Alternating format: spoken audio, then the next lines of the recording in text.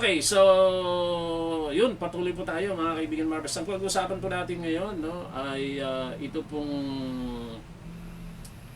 mga revelasyon doon po sa flood control project flood control project sa flood control investigation na ginawa po ng Blue Ribbon Committee ng grupo ni Senator Alan Peter Cayetano, no?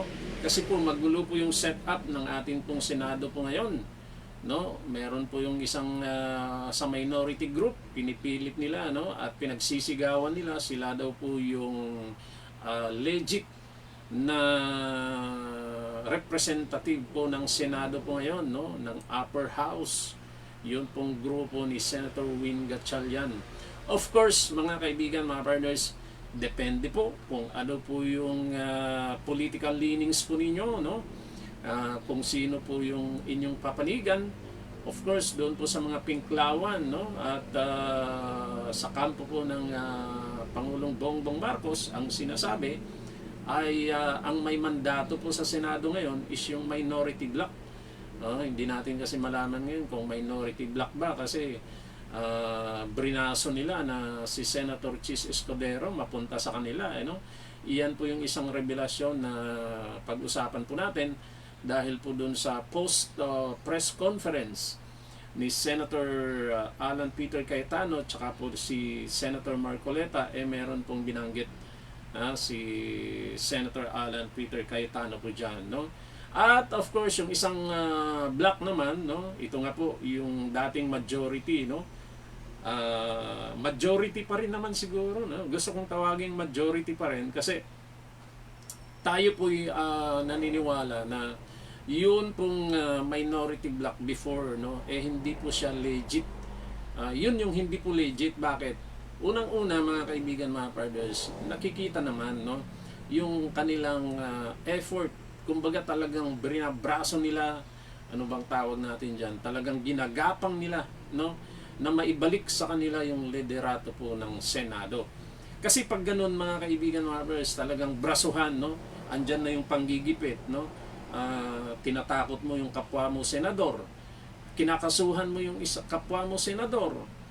Pinapakasuhan yung mga senador sa majority.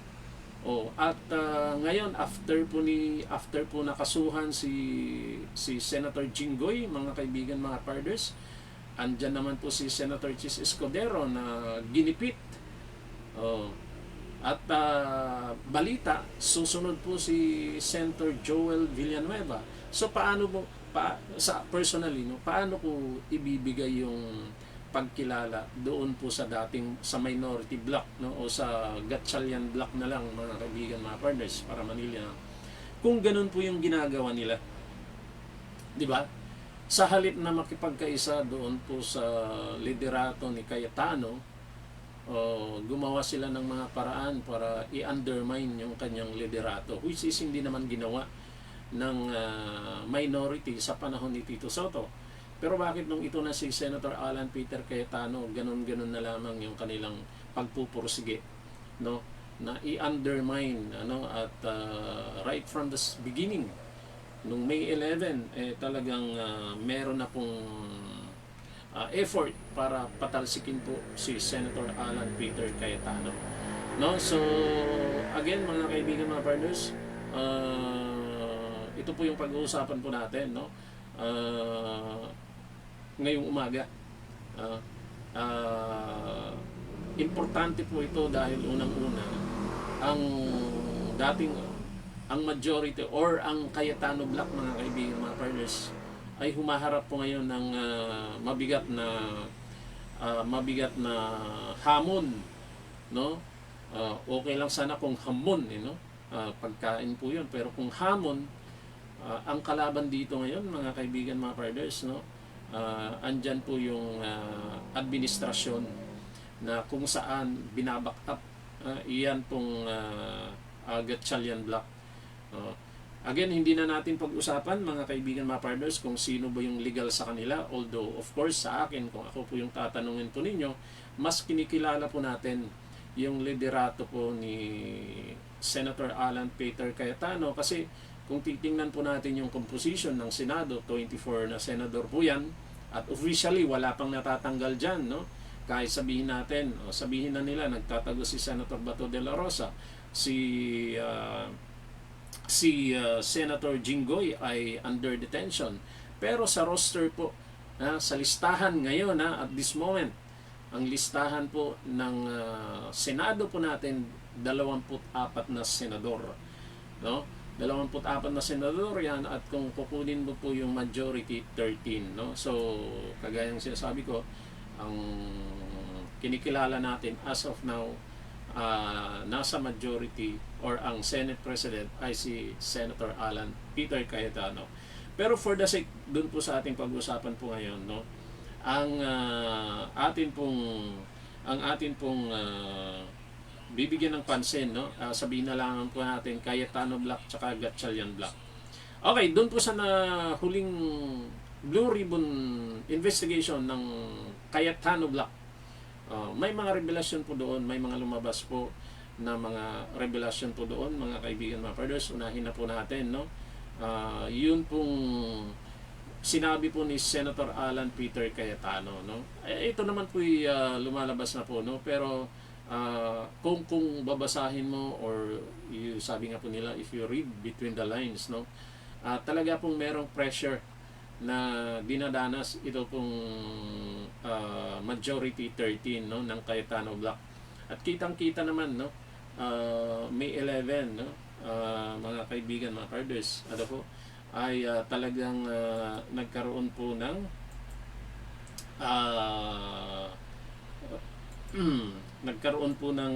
talagang pagmamanyobra, no. Ayan, saglit lang, mga kaibigan, mga brothers, importante lang, wait lang, pag po kayong aalis.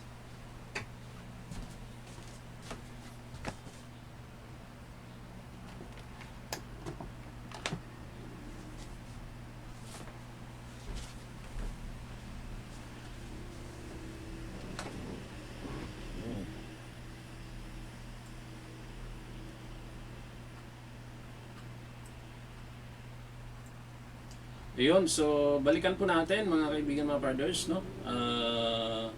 Yun pong atin pong pinag-uusapan, na kung saan parang ano po tayo dito, na kung saan, mga kaibigan, mga brothers, no, yun pong grupo po ni Senator Alan Peter Cayetano, yun po yung ating pinag-uusapan po ngayon, and then dun po sa kabila. So ano pong revelasyon, mga kaibigan, mga brothers, no? Doon po sa press conference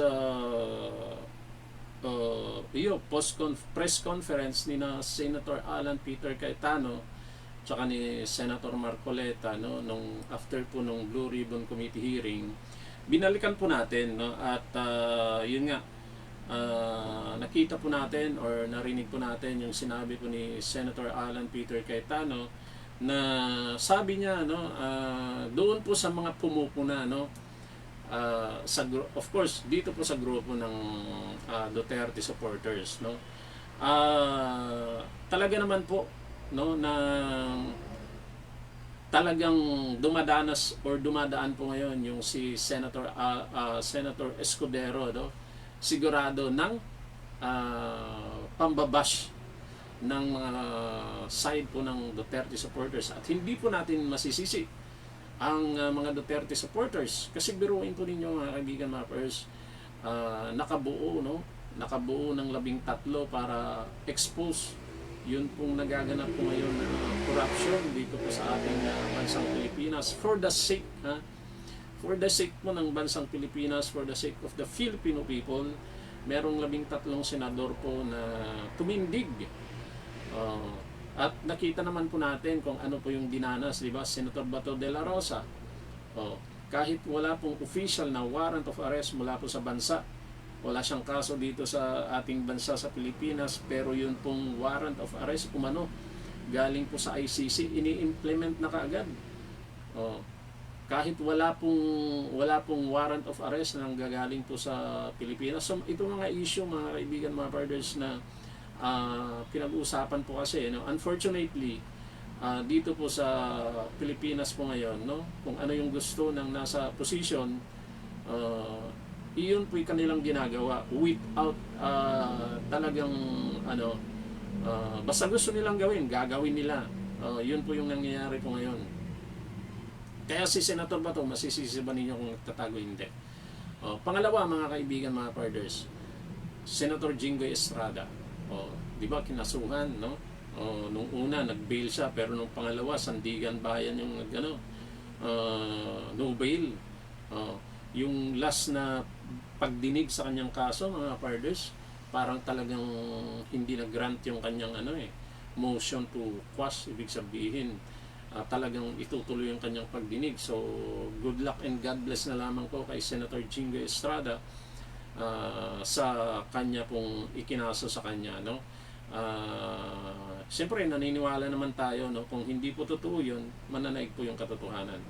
Ito ngayon, mga kaibigan, mga partners, so nawala yung dalawa, no, naging 11 na po yung dating majority 13, parehong 11, no. During that time, mga kaibigan, mga partners, na habang ginagawa, ino-operate, ito pong nasa majority 13, nagtago si Senator Bato de la Rosa, nakasuhan niyan si Jinggoy Estrada, at sunod-sunod yung mga balita, impormasyon, no?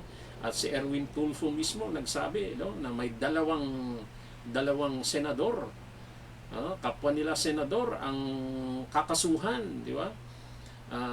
With conviction, mga kaibigan, mga brothers, no? Medyo talagang sumasakit po yung ating dibdib, mga kaibigan, mga brothers, na mula po sa isang senador na nagsabi na you have to bend the law. Ang lakas ng loob magsalita, di ba, para nang sa ganun ipatupad yung gustong gawin ng administrasyon, tapos tayo walang magawa, mga kaibigan, mga partners. So anyway,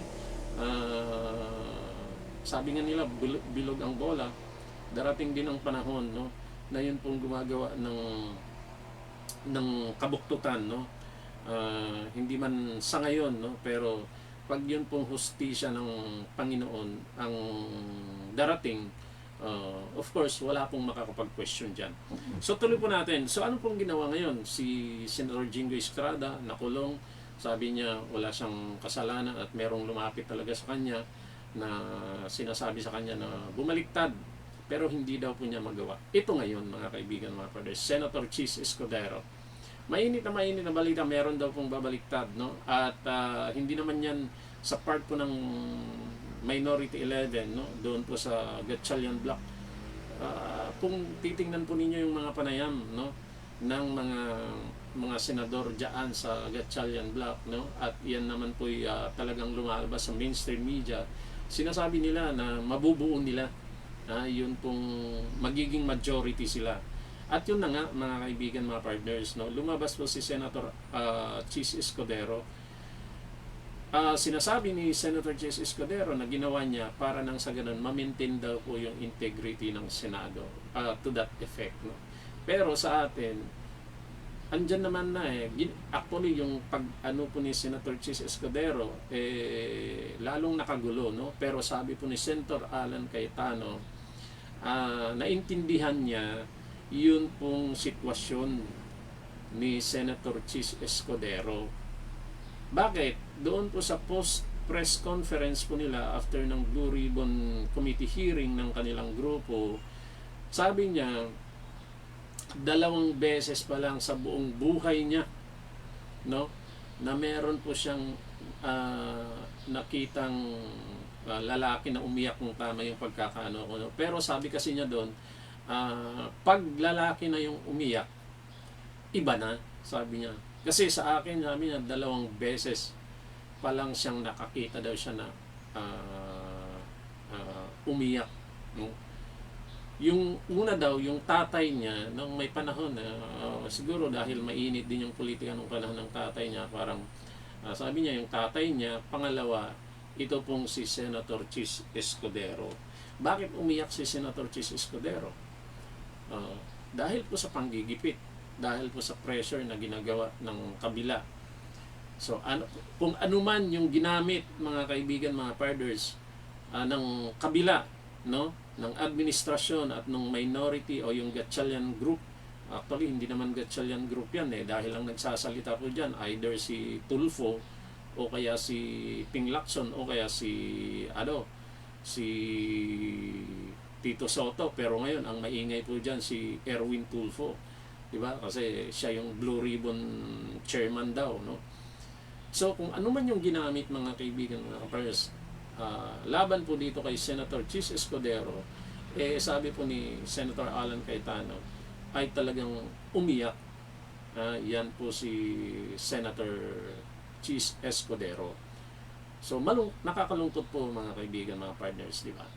Na ganun po yun pong nangyayari. And pangalawa, mga kaibigan, mga partners, ito pong si Senator Joel Villanueva ay mukhang ino-operate na rin, kinakausap na rin, no? At kung tama yung impormasyon, mukhang bumisita daw sa Malacanang. Ito pong si Senator Joel Villanueva kasama yung kanyang tatay. I just don't know kung totoo po yung impormasyon na yan, no? Pero mukhang ito po'y totoo mga kaibigan, mga partners. At kung ganyan po ang mangyayari, no, magiging 13 na po yun pong Gatchalian Block.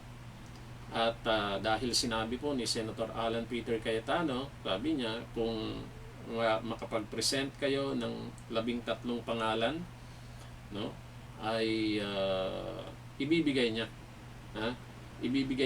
yun pong liderato ng Senado. Nakakalungkot mga kaibigan, mga brothers. Kaya lang, no, tandaan po natin, no, dapat talaga maisiwalat yung mga bagay na yan. At nakakalungkot dahil kung halimbawa sa Lunes, no, dahil magkakaroon din daw po ng investigasyon yung Blue Ribbon Committee, sabi ni Erwin Tulfo, at kung hindi daw pupunta yung kanilang mga pinatawag, pasususpenda daw, no?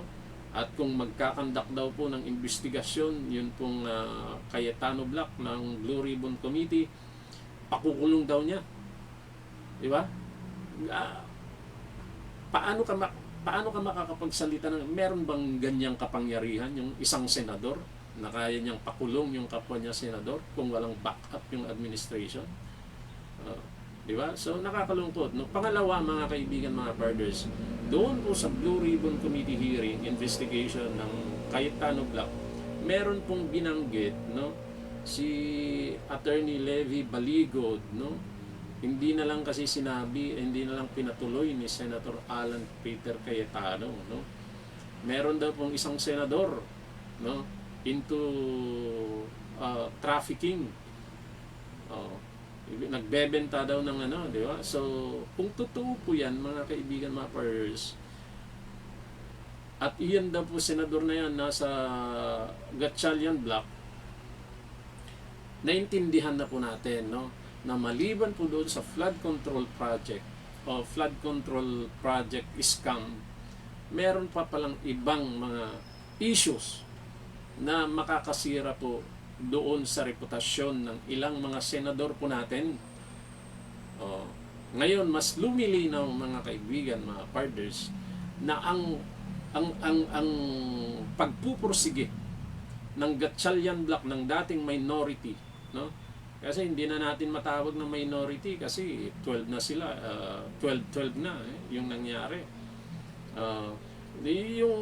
Yung dating minority, mga kaibigan, mga partners, yung Gatchalian Block, meron palang mga senador po dyan, kung totoo po yung sinabi ni Attorney Levy Baligod, na meron pong isang senador dyan, no, na kumbaga into trafficking, ibig sabihin yung parang ang tamang term yata doon, mga kaibigan, mga brothers, parang nagiging bumibili ng anyway, basta yun, no? Sabihin na lang natin na hindi katanggap-tanggap yung kanyang ginagawa bilang senador ng ating bansa. Kahihiya bilang isang senador, no?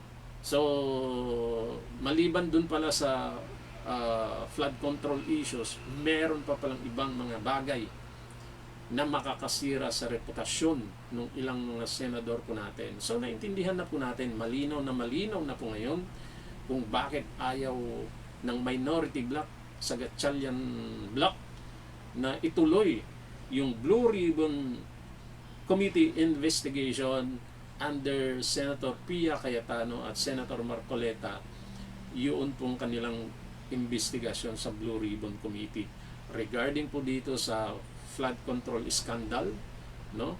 Dahil maliban po diyan, no, meron pang mga issue, no, mga nakakasirang issue sa reputasyon ng mga senador po natin. So naintindihan na po natin, no? Lumabas po yan, and ito nga, unfortunately, mukhang baka sa Lunes, kung totoo po yung balita na bumigay na po yung isang senador, at ang sinasabi po dyan ay si Senator Villanueva, Joel Villanueva, pumunta na sa kabila, no? Ay matatapos na po, ha? Yun pong investigasyon ng Blue Ribbon Committee under Cayetano Bloc. Bakit? Kasi malinaw naman yung sinabi ni Senator Alan Peter Cayetano. Magbigay kayo ng 13 pangalan, no, na pangalan ng mga senador, and magre-resign siya, bababa siya bilang Senate President. So nakakalungkot, mga kaibigan, mga partners, dahil unang-una, no, sa halip na magkaroon tayo ng maayos na investigasyon sa flood control project, may siwalat yung katotohanan, mismong mga senador po natin, no, ang pumipigil po dyan, no? At tandaan po natin, no, huwag po tayong padala doon po sa sinasabi ng mainstream media na ang legal or may karapatan, no, dito po sa liderato ng Senado, ito pong dating minority bloc, no. Kung titingnan po, susundan po natin yung Constitution, hindi po pwede na mag-elect po sila ng Senate, hindi nga Senate President yung kanilang binoto, di ba? Pro tempore si Gatchalian, tapos inanulang nila mag-acting Senate President. Kasi po sa Constitution, no, 13 dapat yung boboto para ma-elect ang isang Senate President. Kasi yun po yung majority. Again, ini-invoke nila yung Avellino tsaka Cuenco, pero ibang usapin kasi yun, no? Kaya ginawa ng Korte Suprema, majority yung 12 that time, no? Tinanggap na majority yung 12. Yun pong isang senador po natin, no, si Senator Confessor, nasa abroad po noon, no? At sinasabi ng Korte Suprema, walang pamamaraan, no, yung Senado para makuha yung jurisdiction, no, over Senator Confessor kasi outside of the country. Yung isa nasa ospital, no, naka-confine yung Senator Recto, pero isinama dun sa bilang, no, kasi 22 yung nung Avellino, yung Senado, yung composition nung physically present that time, 22 sila, no, pero ginawang 23 yung basehan kasi po yung isang senador wala po dito sa Pilipinas, no? Although yung isa nasa ospital, no, pero yung composition ng Senado po natin ngayon is 24 pa rin. Kahit nagtatago, sabihin na ninyong nagtatago si Senator Bato de la Rosa, under detention si Senator Jinggoy, pero yung composition po ng Senado po natin ngayon is 24, so dapat ang majority po 13. Ganun po yun, no? Kaya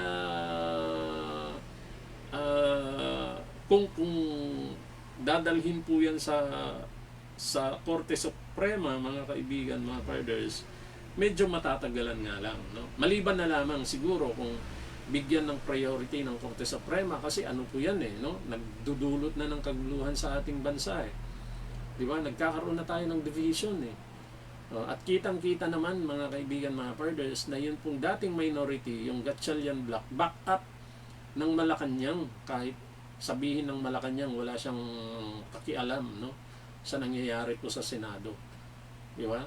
So, sa Lunes, mga kaibigan, mga partners, kung bumigay po si Senator Gatchalian, no?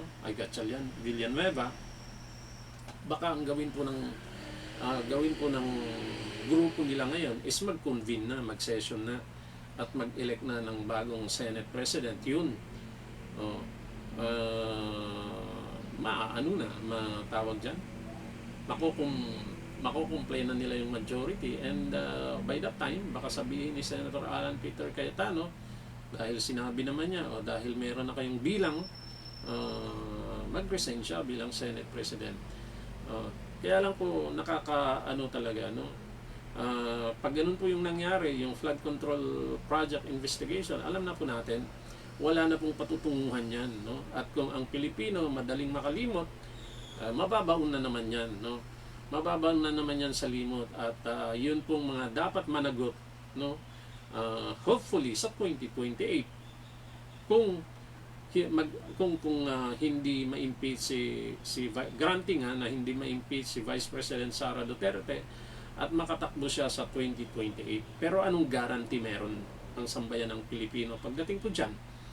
Dahil po, ginagamit na po ngayon, no, ng pamahalaan ang lahat ng magagawa niya para yun pong mga kalaban sa politika supilin. Yung sinabi po ni Senator Amy Marcos, di ba? Yung effort or yung attempt ng administrasyon na ma-extend yun pong term ng mga senador at ng mga congressmen beyond 2028. Di ba? So, talagang po mga kaibigan, mga partners, no? Tayo po ngayon na nasadlak po sa isang sitwasyon na kung saan, no, walang pakialam, no, yun pong mga namumuno po sa kapakanan po ng bansang Pilipinas. Sinasabi nila para sa kapakanan ng bansang Pilipinas, pero sila yung ugat ng kaguluhan po ngayon, di ba? Dahil unang-una meron pa sa involvement sa mga hindi magandang gawain, at ang tinatamaan po dyan ay ang sambayan ng Pilipino. Nakakalungkot lang, no, sa mga nangyayari po ngayon. So anyway, mga kaibigan, mga brothers, no, hanggang dito muna tayo, no, at antabayan po yung mga susunod na live programs po natin dito po sa DWAY 1332 Facebook page po natin, no. Pasensya na po talaga, no, doon po sa mga kapartners po natin, no, dahil nanganganay po talaga, no, pero ganun pa man, maraming salamat po doon po sa mga nag-follow po sa atin, no. At patuloy po kayong, sa mga hindi pa po nag-follow po sa ating Facebook page, you are free to do so, at yan po ay malaking bagay para nang sa ganun tuloy-tuloy po yung atin pong pagpapahayag po ng atin pong mga impormasyon, no? Kasama rin po yung opinion, no? Dahil bibihira po ngayon, yun pong nagpapahayag ng opinion laban po sa mga kaganapan sa pamahalaan na kailangan pong malaman po natin, no? Like, share po tayo, at again, pag kayo po ay nasa YouTube channel, bisitahin po yung atin pong YouTube channel, DWAY News Channel. Bago po yan, no? Para nang sa ganun, magkaroon po kayong notification pag nagkaroon po tayo ng mga programs or bagong mga videos o postings diyan po sa ating YouTube channel. So again, maraming salamat po. Happy weekend po sa inyong lahat.